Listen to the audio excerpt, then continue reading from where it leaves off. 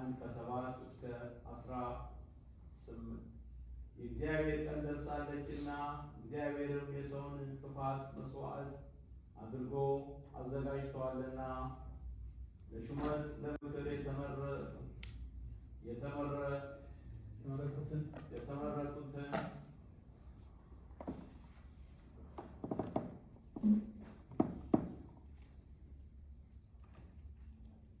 የተመረጡትን ሰዎች ለይቷቸዋልና ከፈጣሪያቸው ከእግዚአብሔር ገጸ መሁት የተነገሩ የተነሳ ፈሩ። የእግዚአብሔርን በመስዋዕቱ ቀን እንዲህ ይሆናል። አለቆችንና የንጉሥንም ወገኖች የባዕድ የጣዖቱን ልብስ የሚለብሱ ሰዎችንም ሁሉ እበቀላቸዋለሁ። በፈጣሪያቸው በእግዚአብሔር ማደሪያ ቤተ መቅደስ አመፅን፣ ተንኮልን የሚመሉ ሰዎችን ሁሉ የሚመሉ ሰዎችን ሁሉ ያን ጊዜ ተገልጬ በአደባባይ እበቀላቸዋለሁ አለ። ያን ቀን እንዲህ ይሆናል። እየደነፉ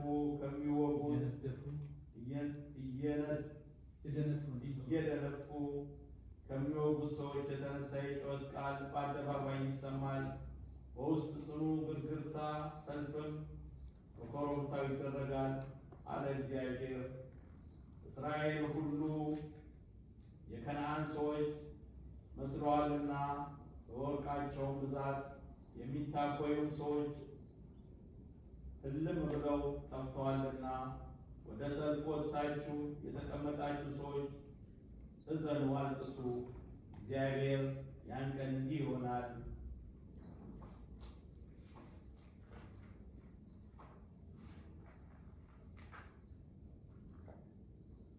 አለ። ኢየሩሳሌም በእውቀት ፋናዬ እፈትናታለሁ፣ እበረብራታለሁ። እግዚአብሔር በጎ ነገር አያደርግም ክፉም አያደርግም እያሉ ሕጋቸውን የሚነቁ የሚያቃልሉ ሰዎችንም እበቀላቸዋለሁ። ኃይላቸው ይደክማል፣ ቤታቸውን ይበረበራሉ። እንኖርባቸዋለን ብለው ቤቶችን ይሰራሉ፣ ግን አይኖርባቸውም። እንጠጣለን ብለው ወይን ይተክላሉ፣ ወይናቸውን አይጠጡትም አለ። እግዚአብሔር ታላቋ ቀን ደርሳለችና እስራኤል የሚጠፉባት ፈጽማ ቀረበች፣ ፈጠነችም፣ ፈጥናም ደረሰች።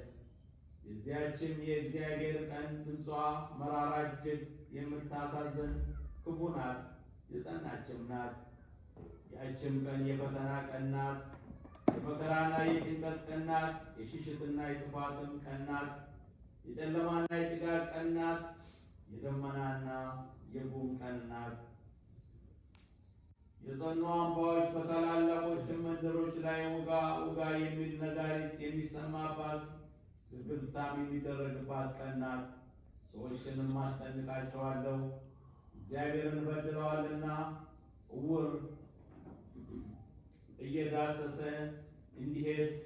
እየዳሰሱ ይሄዳሉ። ደማቸውን እንደ ውሃ አፈስሰዋለሁ፣ ሥጋቸውንም እንደ ፈረስ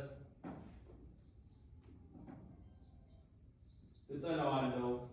ከእግዚአብሔር የቁጣ ቀን የተነሳ እግዚአብሔር ተቆጥቶ ካመጣት ፄዋዌ ብራቸውና ወርቃቸው ከእንግዲህ ወዲህ አያድናቸውም። እዚያ የሚኖሩትን ፈጥኖ ያጠፋቸዋልና ከቅናቱም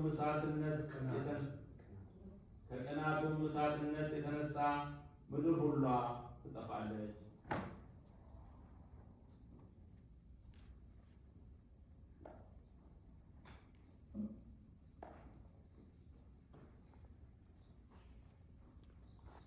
እናንተ ሰነፎች ወገኖቼ በንስሐ ተሰብስባችሁ